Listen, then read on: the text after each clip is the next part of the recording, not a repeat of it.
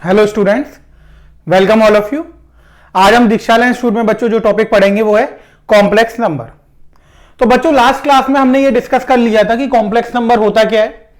मैंने आपको आयोटा बता दिया था कि आयोटा क्या होता है, कॉम्प्लेक्स नंबर को हम कैसे डिनोट करते हैं वो मैंने आपको बता दिया था, और फिर हमने इक्वलिटी ऑफ कॉम्प्लेक्स नंबर पढ़ लिया था।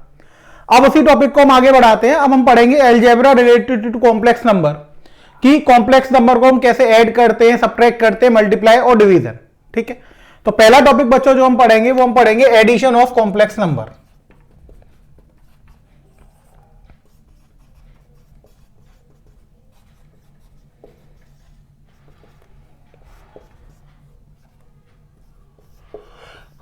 अब देखो बच्चों, पहला टॉपिक जो हम पढ़ने जा रहे हैं वो हम पढ़ने जा रहे हैं एडिशन ऑफ कॉम्प्लेक्स नंबर। अब एडिशन ऑफ कॉम्प्लेक्स नंबर क्या होता है, तो यहां पर हम दो कॉम्प्लेक्स नंबर को ऐड करके दिखाएंगे। तो हम यहां पर लिख लेते हैं let consider two complex number Z1 equals to A1 plus IB1 and Z2 equals to A2 plus IB2। हमने दो कॉम्प्लेक्स नंबर मान लिए बच्चों। पहला कॉम्प्लेक्स नंबर हमने माना Z1 हमने मान लिया A1 प्लस IB1, और दूसरा कॉम्प्लेक्स नंबर हमने माना Z2, और Z2 हमने माना A2 प्लस IB2। अब इन्हें हमें कॉम्प्लेक्स नंबर को, इन दोनों को ऐड करना है। तो हम कैसे करेंगे बच्चों, तो जब भी हम दो कॉम्प्लेक्स नंबर ऐड करेंगे तो देखिए हमने लिखा यहां पर Z1 प्लस Z2, तो Z1 हमने लिख लिया बच्चों A1 प्लस IB1, और प्लस लगाकर हमने Z2 लिख लिया A2 प्लस IB2। तो ये हो गया बच्चों A1 plus IB1 plus A2 plus IB2। यहां पर हमने A1 प्लस A2 को एक साथ लिख दिया और I कॉमन लेकर B1 प्लस B2 को लिख दिया।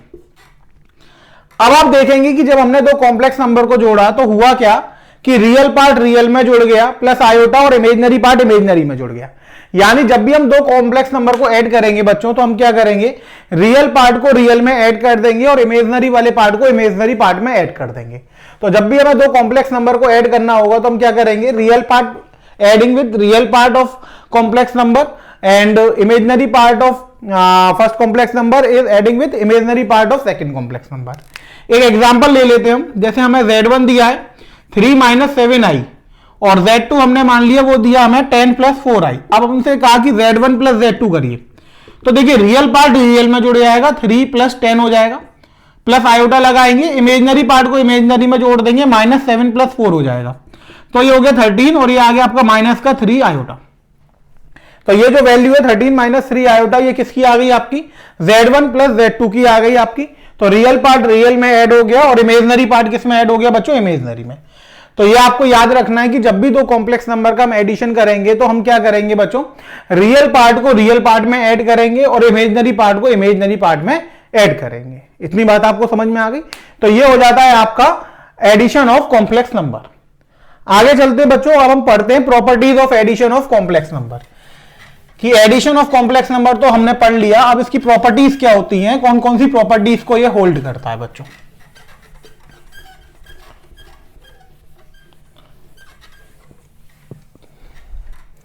तो बच्चों कॉम्प्लेक्स नंबर एडिशन में आपको ये समझ में आ गया होगा कि जब भी हम दो कॉम्प्लेक्स नंबर ऐड करेंगे तो रियल पार्ट को हम किस में जोड़ेंगे, रियल पार्ट में, और इमेजिनरी पार्ट को हम किस में जोड़ेंगे बच्चों, इमेजिनरी पार्ट में।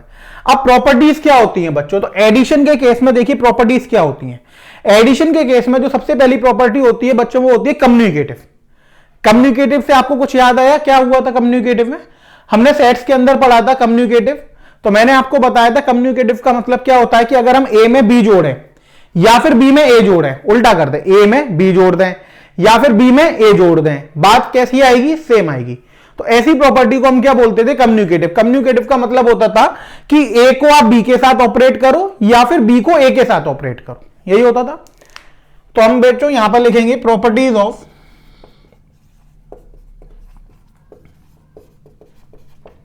Addition of complex number.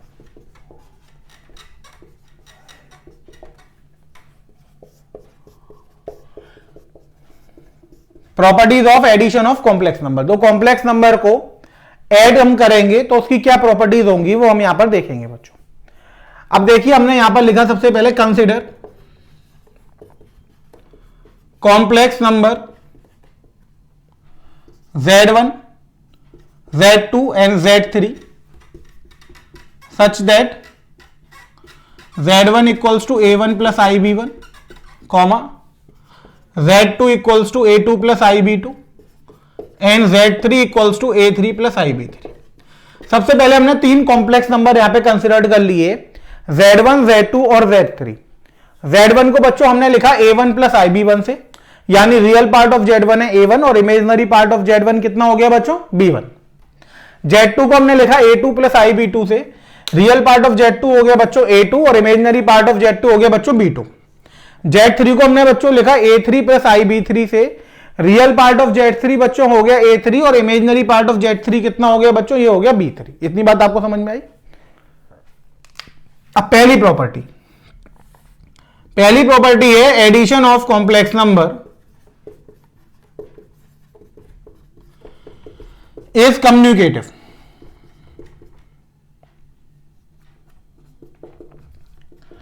तो पहली प्रॉपर्टी बच्चों ये हो गई कि जो कॉम्प्लेक्स नंबर का एडिशन होता है वो कम्युनिकेटिव होता है। अब कम्युनिकेटिव में मैं आपको बता चुका हूं कि ए को बी के साथ ऑपरेट करो या फिर बी को ए के साथ ऑपरेट करो, बात बराबर होती है। तो कम्युनिकेटिव में आ जाएगा कि Z1 प्लस Z2 कर लो या फिर Z2 प्लस Z1 कर लो, बात बराबर है। आप Z1 प्लस Z2 करेंगे तो भी सेम आंसर आएगा और Z2 प्लस Z1 करेंगे तो भी बच्चों कैसा आएगा, सेम आंसर आएगा।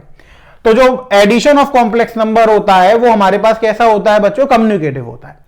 अब देखिए जैसे हम Z1 प्लस Z2 करते हैं बच्चों, तो Z1 प्लस Z2 अगर हम करेंगे तो रियल को रियल में जोड़ेंगे, A1 plus A2 plus iota हम इसे लिखेंगे B1 प्लस B2, यही लिखेंगे बच्चों।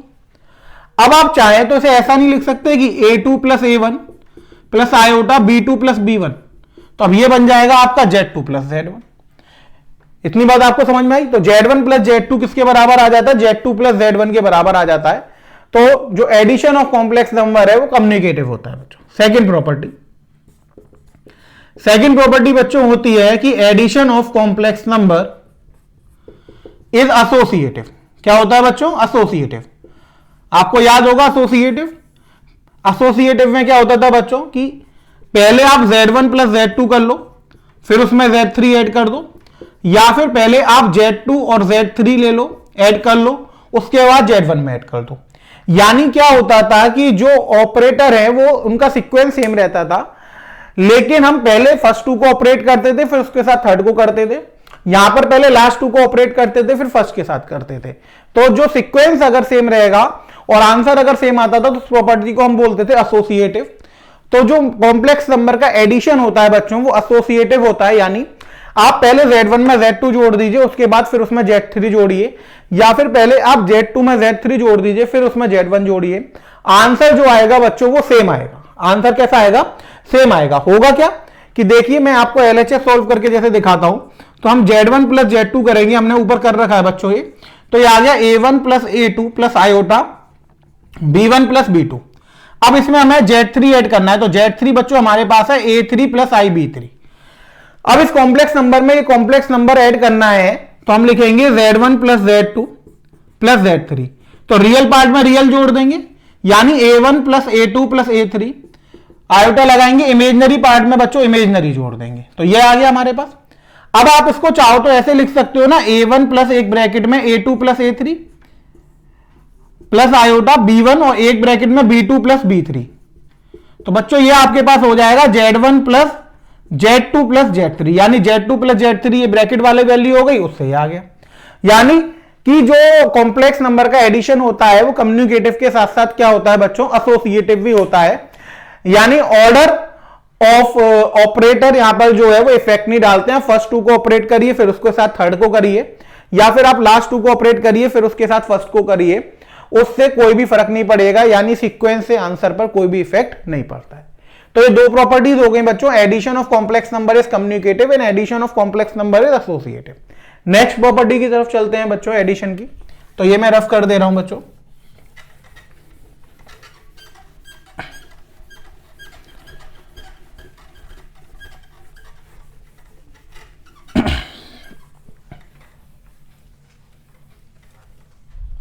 अब बच्चों थर्ड प्रॉपर्टी आती है एग्जिस्टेंस ऑफ एडिटिव आइडेंटिटी।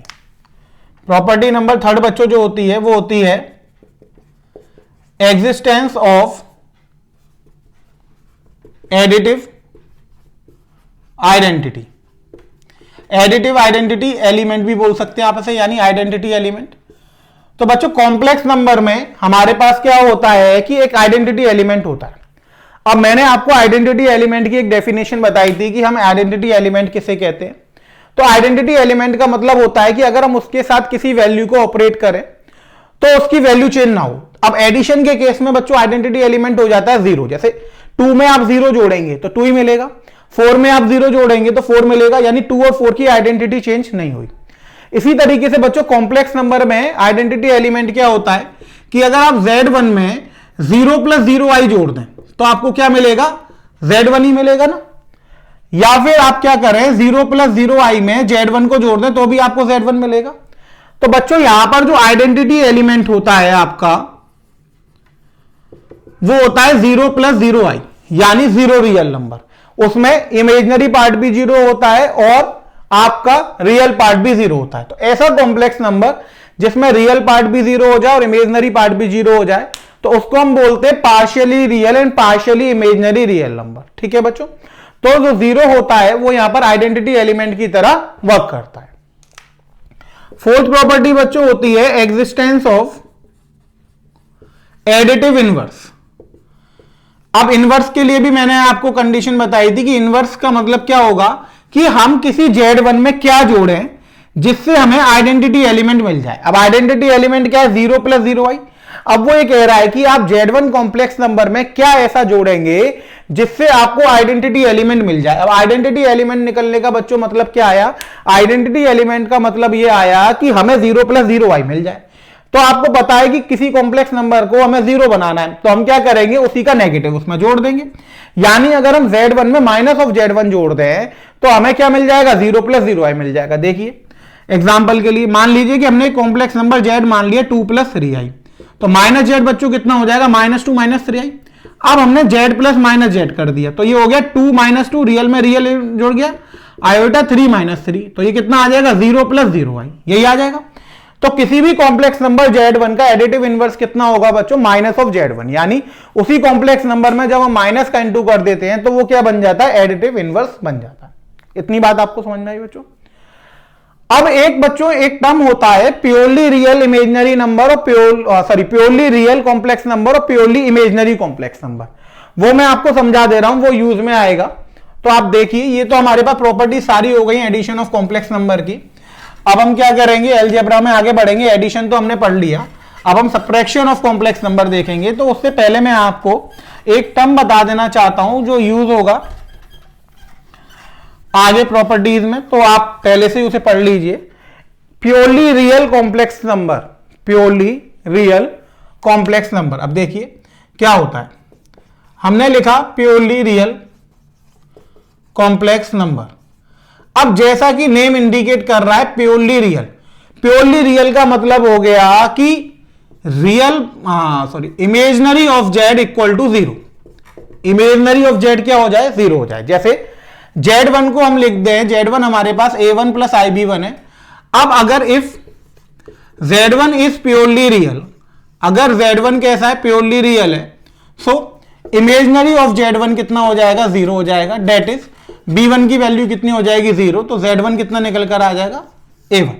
यानी जिस कॉम्प्लेक्स नंबर में इमेजिनरी पार्ट हो ही ना, या तो इमेजिनरी पार्ट 0 हो जाए, तो 0 हो जाएगा तो हम उसे लिखेंगे ही नहीं, क्योंकि 0 × i होता तो 0 हो जाएगा। तो ऐसा कॉम्प्लेक्स नंबर जिसमें सिर्फ रियल पार्ट हो उसको हम क्या बोल देंगे, प्योरली रियल कॉम्प्लेक्स नंबर। और इसकी हम डेफिनेशन कैसे देते हैं कि ऐसा कॉम्प्लेक्स नंबर जिसके इमेजिनरी पार्ट 0 होता है उसको हम बोलते हैं प्योरली रियल कॉम्प्लेक्स नंबर। अगला बच्चों आता है प्योरली इमेजिनरी कॉम्प्लेक्स नंबर। अब जैसा नेम इंडिकेट कर रहा है आपको समझ में आ गया होगा। प्योरली इमेजिनरी का मतलब क्या हो जाएगा कि रियल ऑफ Z 0 हो जाएगा। यानी जैसे हम लिख दें Z1 = आयोटा ऑफ B1। अब यानी इसमें रियल पार्ट हुआ ही नहीं। अब रियल पार्ट अगर 0 हो गया बच्चों तो वो कैसा बन गया, प्योरली इमेजिनरी कॉम्प्लेक्स नंबर बन गया। ऐसा कॉम्प्लेक्स नंबर जिसमें सिर्फ रियल पार्ट है वो प्योरली रियल हो गया। ऐसा कॉम्प्लेक्स नंबर जिसमें सिर्फ इमेजिनरी पार्ट है वो प्योरली इमेजिनरी हो गया। इतनी बात आप सबको समझ में आ गई।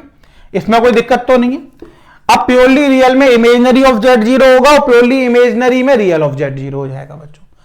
अब जीरो मान लीजिए, जीरो में क्या होगा, रियल भी जीरो और इमेजनरी भी जीरो, जीरो प्लस जीरो आई।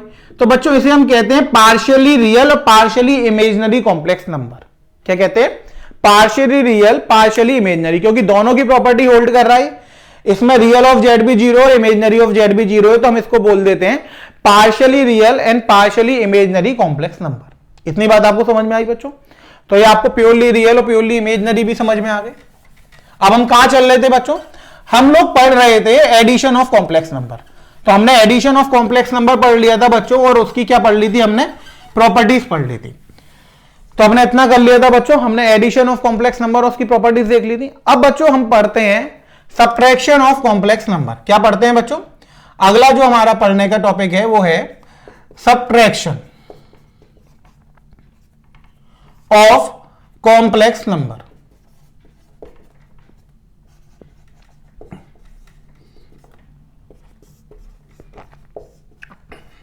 अब देखिए सब्ट्रैक्शन ऑफ कॉम्प्लेक्स नंबर क्या होगा बच्चों। अब सब्ट्रैक्शन ऑफ कॉम्प्लेक्स नंबर में बच्चों वही कहानी आएगी कि सबसे पहले हम क्या कर लेंगे, consider two complex number Z1 equals to A1 plus IB1 and Z2 equals to A2 plus IB2। हमने दो कॉम्प्लेक्स नंबर मान लिए। अब अगर हमें सब्ट्रैक्शन करना है यानी Z1 माइनस Z2, तो हम क्या लिखेंगे, A1 plus IB1 minus A2 plus IB2। Z1 की जगह Z1 की वैल्यू रख दी, माइनस साइन लगाया, Z2 की जगह Z2। इसे हम लिख सकते हैं A1 plus IB1 minus A2 minus iota of B2। तो ये हो गया A1 माइनस A2, इन दोनों में से आयोटा कॉमन लिया तो ये हो गया B1 माइनस B2। यानी अगर हमें दो कॉम्प्लेक्स नंबर का सब्ट्रैक्शन करना है बच्चों, तो हम क्या करेंगे, रियल पार्ट में से रियल पार्ट को सब्ट्रैक्ट कर देंगे और इमेजनरी पार्ट में से इमेजनरी पार्ट को सब्ट्रैक्ट कर देंगे। इतनी बात आपको समझ में आई? यानी यहां पर हमने क्या करा बच्चों, दो कॉम्प्लेक्स नंबर कंसीडर करे, Z1 और Z2। Z1 को हमने मान लिया A1 प्लस IB1 और Z2 को हमने बच्चों क्या मान लिया, A2 प्लस IB2। यही माना हमने। अब हमें क्या करना था, दोनों कॉम्प्लेक्स नंबर का सब्ट्रैक्शन करना था, तो हमने क्या लिख दिया, Z1 माइनस Z2। Z1 की वैल्यू रख दी और हमने Z2 की। अब सब्ट्रैक्शन करना है बच्चों, तो हमने ये सॉल्व करा, तो वहां से हमें पता लगा कि जब हमें दो कॉम्प्लेक्स नंबर का सब्ट्रैक्शन करना है, इसका मतलब पहले वाले के रियल वाले पार्ट में से दूसरे वाले का रियल वाला पार्ट घटा दीजिए, प्लस का साइन लगाया आयोटा, पहले वाले के इमेजनरी वाले पार्ट में से दूसरे वाले के इमेजनरी पार्ट को घटा दीजिए। ठीक है बच्चों, एक एग्जांपल ले लेते हैं। मान लीजिए Z1 हमें दिया है 2 प्लस 3i और Z2 हमें दिया है 1 माइनस आयोटा। ठीक है बच्चों, अब हमें Z1 माइनस Z2 निकालना है, तो हम क्या करेंगे बच्चों, पहले वाले के रियल वाले पार्ट में से दूसरे वाले का रियल वाला पार्ट माइनस करेंगे, तो 2 माइनस 1 प्लस आयोटा, पहले वाले का इमेजनरी पार्ट माइनस दूसरे वाले का इमेजनरी पार्ट, दूसरे वाले का माइनस 1 है, 2 माइनस 1 1 हो गया, प्लस आयोटा 3 और ये प्लस हो जाएगा बच्चों, तो कितना आ जाएगा 4, तो ये हो गया 1 प्लस 4i। इतनी बात आपको समझ में आ गई बच्चों? तो ये किसकी वैल्यू निकल आई आपके पास, ये वैल्यू निकल आई बच्चों आपके पास Z1 माइनस Z2 की। क्लियर हो गया इतना? तो हमने दो कॉम्प्लेक्स नंबर मान लिए, Z1 2 plus 3i, Z2 1 minus iota. अब हमें Z1 माइनस Z2 निकालना, तो हम ऐसे तरीके से निकाल देते। ये आपको पता है कि सब्ट्रैक्शन तो कोई प्रॉपर्टी होल्ड करता नहीं है, क्योंकि 2 माइनस 3 कभी भी 3 माइनस 2 के बराबर नहीं होता है, तो कोई यहां पे प्रॉपर्टी होल्ड होती नहीं है, इसलिए हम इसकी प्रॉपर्टीज को नहीं पढ़ेंगे। सब्ट्रैक्शन हमने पढ़ लिया बच्चों। अब देखिए एडिशन ऑफ कॉम्प्लेक्स नंबर आपने पढ़ लिया बच्चों, एडिशन आ गया आपको, सब्ट्रैक्शन आपने पढ़ लिया। अब अगला क्या होगा बच्चों, बताओ जल्दी से फटाफट, क्या होने वाला है अगला? अगला होने वाला, सही बोले बच्चों, अगला क्या होगा, मल्टीप्लीकेशन ऑफ कॉम्प्लेक्स नंबर। भाई एडिशन पढ़ लेते हैं, सब्ट्रैक्शन पढ़ लेते हैं, तो अब क्या बचता है बच्चों, मल्टीप्लीकेशन। तो अब बच्चों हम हेडिंग डालेंगे, क्या हेडिंग डालेंगे बच्चों, मल्टीप्लीकेशन ऑफ कॉम्प्लेक्स नंबर। अब देखिए हम मल्टीप्लीकेशन ऑफ कॉम्प्लेक्स नंबर कर रहे हैं, तो मल्टीप्लीकेशन ऑफ कॉम्प्लेक्स नंबर क्या होगा। तो सबसे पहले बच्चों हम वही लाइन लिखते हैं, consider complex numbers Z1 equals to A1 plus IB1, comma Z2 equals to A2 plus IB2 and Z3 equals to A3 plus IB3। तो हमने क्या करा, तीन कॉम्प्लेक्स नंबर बच्चों कंसीडर कर लिए। पहला हमने करा Z1 को हमने माना A1 प्लस IB1, दूसरा बच्चों हमने करा Z2, उसको हमने माना A2 प्लस IB2, और तीसरा बच्चों हमने करा Z3, उसको हमने माना A3 प्लस IB3। तो सबसे पहले बच्चों हमने 3 कॉम्प्लेक्स नंबर को कंसीडर कर लिया। ठीक है बच्चों, अब हम बात करेंगे कि मल्टीप्लीकेशन होता क्या है। तो अब हमने करके दिखाया बच्चों Z1 इंटू Z2। क्या करके दिखाया? Z1 into Z2। हमें मल्टीप्लाई तो करना था 2 कॉम्प्लेक्स नंबर का, मल्टीप्लीकेशन नंबर। तो Z1 कितना हो गया बच्चों? A1 प्लस IB1, और Z2 कितना हो गया बच्चों? A2 plus IB2। यही हो गया, हमने वैल्यू रख दी। अब मल्टीप्लाई करेंगे। देखिए पहले इस वाले A1 का इंटू करते हैं तो ये हो जाएगा A1 A2। A1 का इंटू हमने A2 में कर दिया। अब इस वाले A1 का इंटू इसमें करेंगे तो ये हो जाएगा प्लस आयोटा A1 B2। ठीक है बच्चों, अब IB1 का इंटू इसमें करेंगे तो ये हो जाएगा आयोटा A2 B1। इसका इंटू इसमें करेंगे तो I का स्क्वायर हो जाएगा और ये हो जाएगा B1 B2। इतनी बात आपको समझ में आई बच्चों? दोबारा देखिए, सबसे पहले इस वाले A1 का इंटू हमने A2 में करा तो ये आ गया A1 A2। फिर हमने इस वाले A1 का इंटू कर दिया इसके साथ तो आयोटा A1 B2। इतनी बात आपको समझ में आ गई? अब पहले वाले पार्ट का इंटू हो गया, अब हम सेकंड वाले पार्ट का इंटू करेंगे। IB1 का हमने A2 के साथ कर दिया बच्चों तो I A2 B1। अब सेकंड वाले पार्ट का बच्चों हमने सेकंड वाले पार्ट के साथ करा तो I into I square B1 B2। इतनी बात आपको समझ में आ गई बच्चों?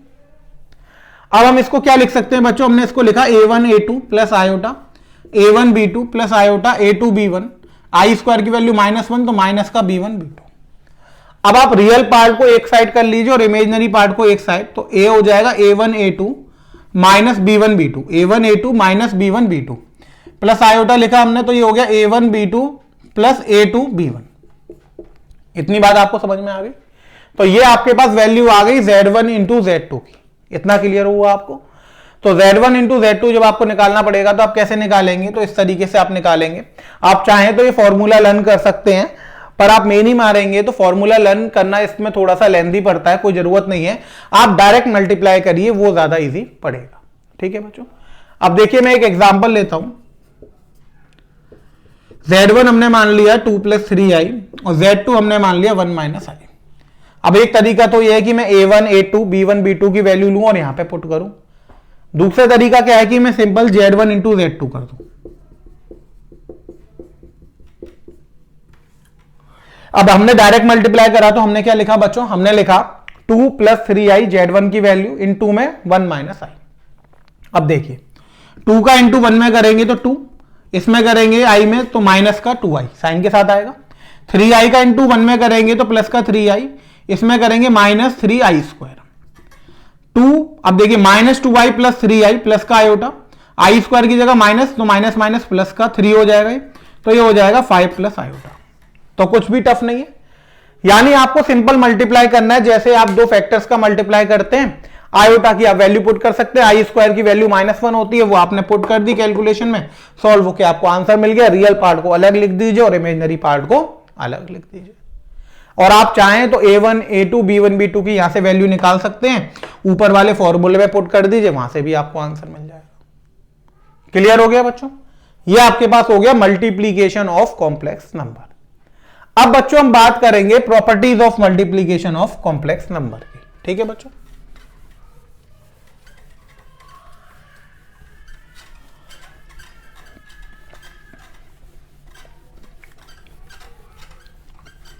अब देखिए मैं ये रफ कर दे रहा हूं। अब बच्चों हम पढ़ेंगे properties of multiplication of complex number. तो हेडिंग में मैं थोड़ा सा मॉडिफिकेशन कर देता हूं, मैं यहां पे लिख देता हूं प्रॉपर्टीज ऑफ। ठीक है बच्चों, अब properties of multiplication of complex number पढ़ना है, तो वही है कहीं कंसीडर हमने एक कॉम्प्लेक्स नंबर 3 कर लिए, Z1 Z2 Z3। ठीक है बच्चों, पहली प्रॉपर्टी होती है कॉम्प्लेक्स नंबर मल्टीप्लीकेशन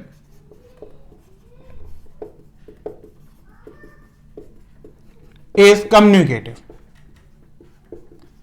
कैसी होती है बच्चों? कॉम्प्लेक्स नंबर मल्टीप्लीकेशन जो होता है बच्चों वो कम्युनिकेटिव होता है, यानी आप Z1 में Z2 का इंटू करिए या फिर Z2 में Z1 का इंटू करिए, उससे आंसर में कोई भी इफेक्ट नहीं पड़ने वाला है। आप चाहें तो Z1 इंटू Z2 करिए या फिर आप Z2 इंटू Z1 करिए, आपका जो आंसर निकल कर आएगा बच्चों वो कैसा निकल कर आएगा, सेम निकल कर आएगा। दो कॉम्प्लेक्स नंबर में अगर आप मल्टीप्लाई कर रहे हैं तो वो हमेशा बच्चों कैसे होंगे, कम्युनिकेटिव होंगे। इतनी बात आपको समझ में आई, इसमें कोई दिक्कत तो नहीं है। आप चाहें तो इसे प्रूफ कर सकते हैं। देखिए आप जैसे Z1 इंटू Z2 फाइंड करेंगे तो A1 प्लस IB1 और ये हो जाएगा A2 प्लस IB2। अभी बच्चों हमने इसे सॉल्व करा था तो क्या आया था हमारे पास, A1 A2 minus B1 B2 plus iota A1 B2 plus A2 B1। अभी हमने लास्ट इसे सॉल्व करा था तो हमारे पास ये आ गया था। अब मैं आपको Z2 इंटू Z1 सॉल्व करके बताता हूं। तो A2 प्लस IB2 पहले आ जाएगा और A1 प्लस IB1 आ जाएगा। देखिए हम इंटू करेंगे A2 A1, इसका इंटू इसमें करेंगे प्लस आयोटा A2 B1, इसका इंटू इसमें करेंगे तो plus iota A1 B2 plus इसका इंटू इसमें करेंगे तो आई स्क्वायर B1 B2। अब देखिए हम इसको A1 A2 लिख सकते हैं प्लस आयोटा, इन दोनों में से कॉमन लेंगे तो A1 B2 plus A2 B1, I square की वैल्यू -1 पुट करेंगे तो B1 B2 हो गया। कॉमन लेंगे बच्चों तो A1 A2 minus B1 B2, real part अलग कर लिया, plus iota A1 B2 plus A2 B1। अब आप देखेंगे कि ये दोनों पार्ट कैसे आ गए, सेम आ गए। सॉरी, ये दोनों पार्ट कैसे आ गए, सेम आ गए। यानी Z1 इंटू Z2 आपके पास किसके बराबर आ गया, Z2 इंटू Z1 के बराबर आ गया। तो यहां से आपने दिखा दिया कि जो कॉम्प्लेक्स नंबर मल्टीप्लीकेशन होता है बच्चों वो कैसा होता है, वो कम्युनिकेटिव होता है। यानी आप Z1 में Z2 का मल्टीप्लाई करिए या फिर आप Z2 में Z1 का मल्टीप्लाई करिए, रिजल्ट जो आएगा आपके पास वो कैसा आएगा बच्चों, वो हमेशा सेम आएगा। इतनी बात आपको समझ में आ गई बच्चों।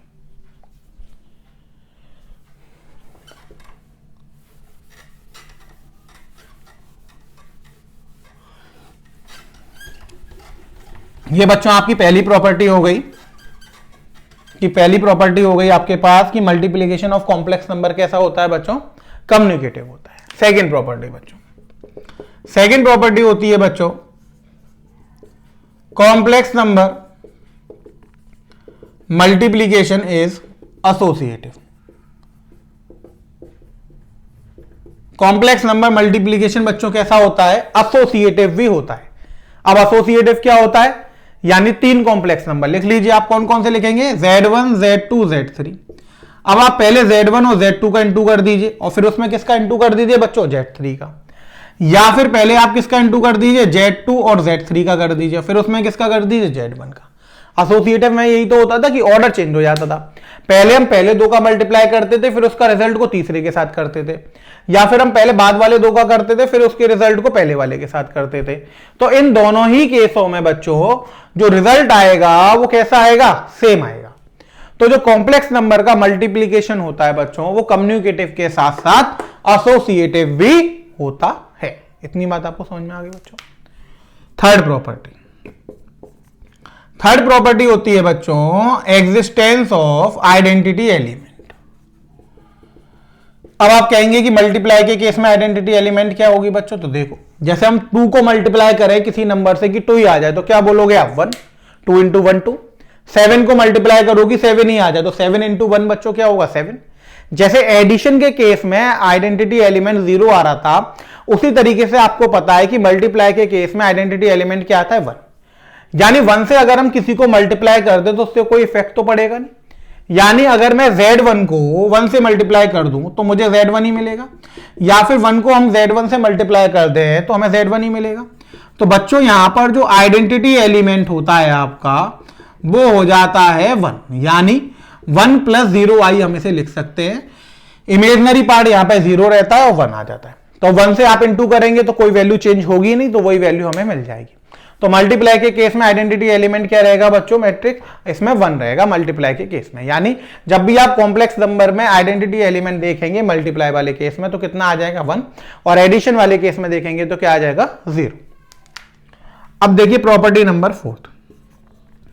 प्रॉपर्टी नंबर 4 है बच्चों एग्जिस्टेंस ऑफ मल्टीप्लीकेटिव इनवर्स। क्या है, एग्जिस्टेंस ऑफ मल्टीप्लीकेटिव इनवर्स।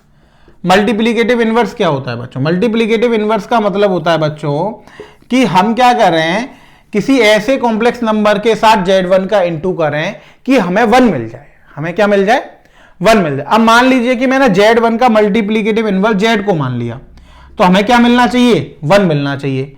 तो यहां पर z की वैल्यू कितनी आ जाएगी 1/z1। सो हम यहां पे लिख सकते हैं multiplicative inverse of z1 is 1/z1। यानी अगर हम उसी कॉम्प्लेक्स नंबर का रेसिप्रोकल कर दें तो हम उसको उसका क्या बोल सकते हैं, मल्टीप्लीकेटिव इनवर्स बोल सकते हैं। इतनी बात आपको समझ में आई।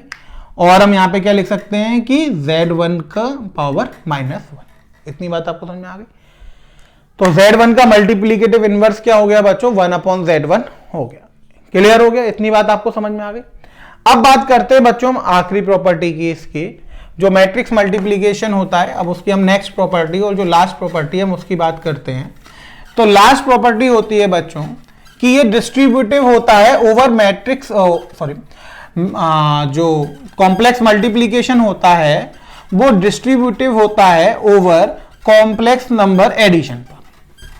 क्या होता है, डिस्ट्रीब्यूटिव होता है ओवर कॉम्प्लेक्स नंबर एडिशन। देखिए प्रॉपर्टी नंबर 5 है हमारे पास कि मल्टीप्लीकेशन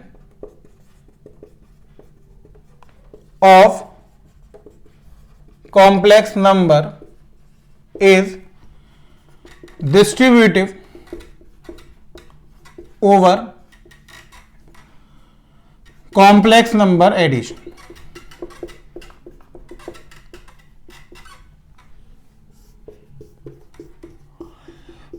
यानी कॉम्प्लेक्स नंबर का जो मल्टीप्लीकेशन होता है वो कॉम्प्लेक्स नंबर एडिशन पे बच्चों क्या होता है, डिस्ट्रीब्यूटिव होता है। डिस्ट्रीब्यूटिव देखिए कैसे होता है, z हमारे पास z1 का इंटू लिख रहा है z2 प्लस z3 के साथ, तो हम इसको लिख सकते हैं z1 into z2 plus z1 into z3। यानी पहले आप एडिशन कर लीजिए फिर मल्टीप्लाई कर दीजिए, या फिर पहले आप z1 का इंटू कर दीजिए z2 के साथ और z1 का इंटू कर दीजिए z3 के साथ और फिर इनको ऐड कर लीजिए। इसी तरीके से बच्चों हम लिख सकते हैं कि z2 प्लस z3 है, इंटू में z1 है, तो ये हो जाएगा z2 into z1 plus z3 into z1। ठीक है, ये लेफ्ट हैंड डिस्ट्रीब्यूटिव कहलाती है और ये राइट हैंड डिस्ट्रीब्यूटिव प्रॉपर्टी कहलाती है। तो जो मैट्रिक्स मल्टीप्लीकेशन होता है बच्चों वो क्या होता है, डिस्ट्रीब्यूटिव होता है ओवर मैट्रिक्स एडिशन पर। यानी आप एडिशन पहले कर लें फिर मल्टीप्लाई कर दें, या फिर पहले अलग अलग आप मल्टीप्लाई कर दें और फिर आप एडिशन कर दें, उससे आंसर पर कोई भी इफेक्ट पड़ने वाला नहीं है। आंसर जो आता है, रिजल्ट जो आता है बच्चों, वो हमेशा कैसा आता है, सेम आता है। इतनी बात आपको समझ में। अब देखिए हम एक क्वेश्चन देखते हैं यहां पर कि उसने कहा find multiplicative inverse of 3 plus 4i। उसने कहा कि एक कॉम्प्लेक्स नंबर है 3 प्लस 4i, आप उसका क्या फाइंड करिए, आप उसका हमें मल्टीप्लीकेटिव इनवर्स फाइंड करके बताइए। कोई दिक्कत नहीं। सॉल्यूशन आपने देखा, आपने लिखा लेट, आपने मान लिया कि z कितना है 3 प्लस 4i है। तो अब इसका मल्टीप्लीकेटिव इनवर्स, क्या मल्टीप्लीकेटिव इनवर्स ऑफ z कितना हो जाएगा बच्चों, 1/z हो जाएगा। 1/z हो जाएगा यानी 1/3 प्लस 4i हो जाएगा।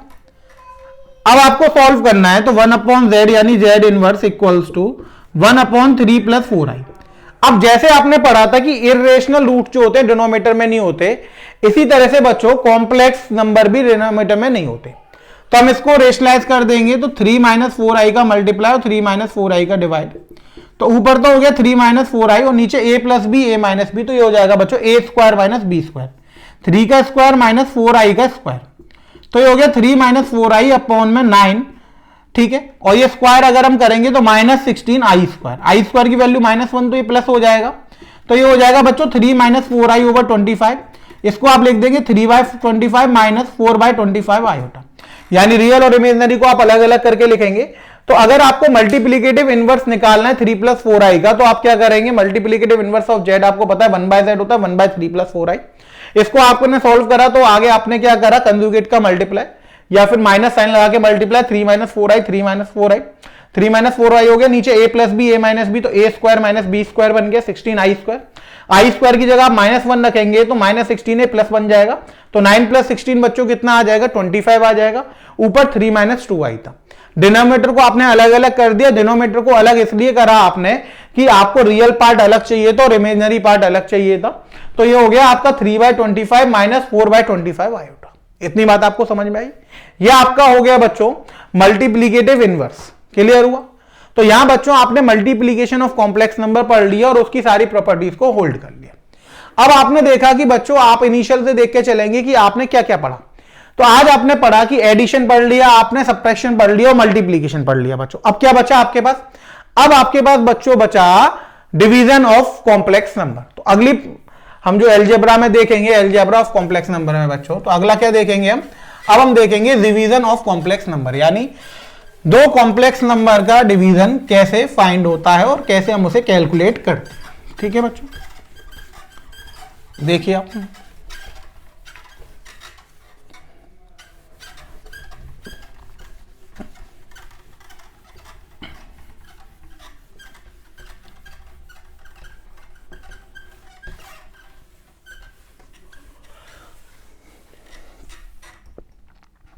देखिए बच्चों,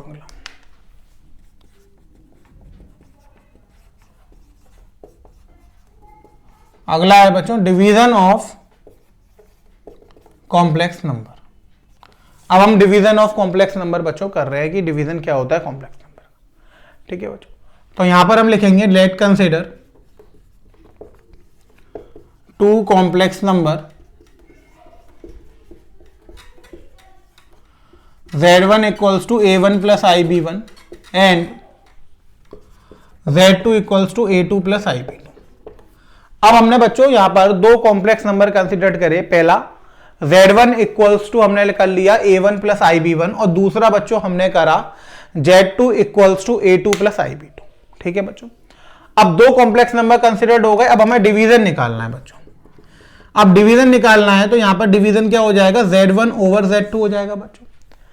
अब ये ध्यान रखना है कि बस यहां पर Z2 क्या हो? 0 ना हो। ठीक है बच्चों, अब Z1 ओवर Z2 अगर हम करेंगे बच्चों तो ये हो जाएगा A1 प्लस IB1 डिवाइड में A2 प्लस IB2, ये हो जाएगा बच्चों। अभी मैंने आपको बताया था कि हम क्या करते हैं, डिनोमिनेटर में कॉम्प्लेक्स नंबर नहीं रखते, यानी आयोटा नहीं रखते, क्योंकि आयोटा में जो होता है ये भी तो इरेशनल होता है। अब हम बात क्या करेंगे कि हम क्या करेंगे, मल्टीप्लाई कर दिया A2 minus IB2 sign change कर कर, इतना हम कर सकते हैं बच्चों। ऊपर मल्टीप्लाई कर दिया तो देखिए A1 A2, इसका इनटू इसमें होगा, इसका इसमें होगा तो माइनस आयोटा A1 B2, इसका इनटू इसमें होगा प्लस आयोटा A2 B1, इसका इनटू इसमें होगा तो minus I square B1 B2, divide में बच्चों A plus B A minus B, तो ये आपका हो जाएगा A2 का स्क्वायर माइनस IB2 का स्क्वायर। अब इसको आप देखेंगे तो आप इसको लिख सकते हैं A1 A2 प्लस आयोटा या minus iota A1 B2 plus iota A2 B1, I square की जगह -1 रखेंगे तो ये हो जाएगा B1 B2, नीचे आ जाएगा A2 का square minus I square B2 का स्क्वायर। अब इसमें आप रियल पार्ट अलग कर लीजिए, A1 A2 plus B1 B2, imaginary part अलग कर लेंगे तो ये हो जाएगा A1 B2 plus A2 B1। अब यहां पर माइनस साइन मैंने बाहर ले लिया तो ये प्लस वाला था तो ये माइनस बन जाएगा बच्चों डिनोमिनेटर में। अब सेपरेट करके लिख सकते हैं हम बच्चों, इसे साथ के साथ नहीं लिखना है तो। अब माइनस हो जाएगा प्लस हो जाएगा तो ये हो जाएगा A2 का स्क्वायर प्लस B2 का स्क्वायर, और इधर भी आ जाएगा आपके पास A2 का स्क्वायर प्लस B2 का स्क्वायर। तो ये आपके पास आ गया बच्चों डिवीजन ऑफ कॉम्प्लेक्स नंबर। समझ में आया बच्चों आपको डिवीजन ऑफ कॉम्प्लेक्स नंबर क्या होता है? हमने यहां पे क्या करा, दो कॉम्प्लेक्स नंबर कंसिडर्ड करे, पहला Z1 A1 प्लस IB1 और दूसरा कॉम्प्लेक्स नंबर हमने लिखा Z2 A2 प्लस IB2। अब इन्हें हमें डिवाइड करना था बच्चों, डिवाइड करना था तो डिवीजन हमने क्या लिखा, Z1 अपॉन Z2 होगा, बट Z2 जीरो नहीं होना चाहिए, क्योंकि आपको पता है कि P अपॉन Q की फॉर्म में Q कभी भी क्या नहीं होता, जीरो नहीं होता। अब ये आगे A1 plus IB1 upon A2 plus IB2, calculate कैसे करेंगे आप? आपने माइनस साइन लाके मल्टीप्लाई और डिवाइड कर दिया, A2 माइनस IB2 और A2 माइनस IB2, ऊपर इन दोनों का इंटू होगा तो A1 A2 बच्चों, देखिए पहले वाले का पहले से A1 A2, इसका इससे करा तो माइनस A1 B2, इसका इंटू इससे करा प्लस आयोटा A2 B1, इसका इंटू इससे करा minus I into I square B1 B2। नीचे बच्चों A प्लस बी और A माइनस बी वाली फॉर्म बन गई तो ये हो गया A square minus B square. अब देखिए हमने इसको लिखा A1 A2 minus iota A1 B2 plus iota A2 B1, I square है -1 पुट करा minus minus plus B1 B2, A2 का square minus I square B2 का स्क्वायर। अब यहां पर हमने रियल पार्ट अलग कर लिया तो ये आ गया A1 A2 plus B1 B2, imaginary part अलग करा -1 डाल लिया तो A1 B2 माइनस आ जाएगा यहाँ पे A2 B1। अब नीचे जब हम आई स्क्वायर की जगह -1 रखेंगे बच्चों, तो ये हो जाएगा a2 का स्क्वायर प्लस b2 का स्क्वायर, यही तो हो जाएगा a2 का स्क्वायर प्लस b2 का स्क्वायर। तो अलग अलग कर दिया हमने, ये हो गया a2 का स्क्वायर प्लस b2 स्क्वायर, यहां भी क्या आ गया a2 का स्क्वायर प्लस b2 का स्क्वायर। तो बच्चों ये जो वैल्यू निकल कर आई है आपकी, वो किसकी निकल कर आ गई आपकी, ये आ गई आपके पास z1 ओवर z2 की वैल्यू निकल कर आ गई। अब आपने कॉम्प्लेक्स नंबर में बच्चों क्या क्या पढ़ लिया, एडिशन पढ़ लिया, सब्ट्रैक्शन पढ़ लिया, मल्टीप्लीकेशन पढ़ लिया और डिवीजन पढ़ लिया, ये सारी चीजें आपने पढ़ ली। अब एक टॉपिक और बचता है बच्चों, उसे अब हम डिस्कस करते हैं इसमें अलजेब्रा में, वो होता है रेसिप्रोकल ऑफ कॉम्प्लेक्स नंबर। कि हमें ऐड करना आ गया कॉम्प्लेक्स नंबर को, सब्ट्रैक्ट करना आ गया बच्चों, मल्टीप्लाई करना आ गया और डिवाइड करना आ गया। अब अगर हम reciprocal of complex number find करना चाहें तो कैसे करेंगे बच्चों, ठीक है। तो देखिए हम अगली हेडिंग पढ़ते हैं बच्चों, रेसिप्रोकल ऑफ कॉम्प्लेक्स नंबर। अब रेसिप्रोकल ऑफ कॉम्प्लेक्स नंबर क्या होता है, देखिए, let z equals to a plus I B a complex number. हमने मान लिया कि z equals to a plus I B बच्चों क्या है, एक कॉम्प्लेक्स नंबर है। अब हमें इसका क्या निकालना है, रेसिप्रोकल।